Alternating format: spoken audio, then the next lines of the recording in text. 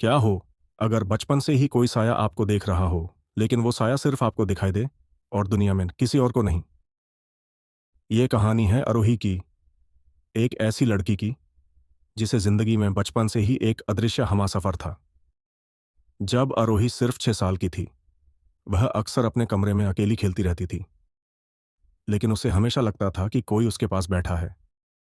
कभी उसके खिलौने खुद ब खुद हिल जाते, कभी उसकी आंखों से गिरते आंसू कोई ठंडी हवा पहुंच देती।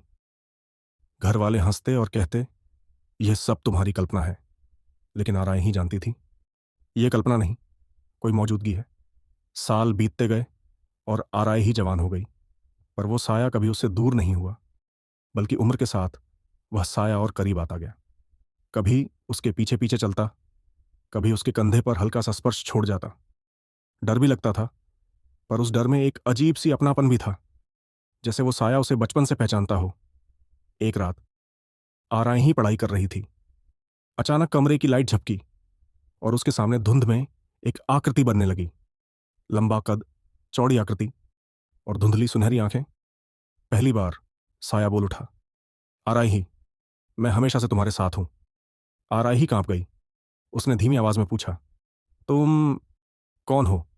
और वह बोला, मेरा नाम रयान है, मैं एक जिन्न हूं और मैं तुमसे बचपन से मोहब्बत करता हूं। आराई ही ने सुना और उसकी सांसें रुक सी गईं। उसे डर लगना चाहिए था, पर अजीब बात यह थी कि उसे रयान की बातों में कोई खतरा महसूस नहीं हुआ।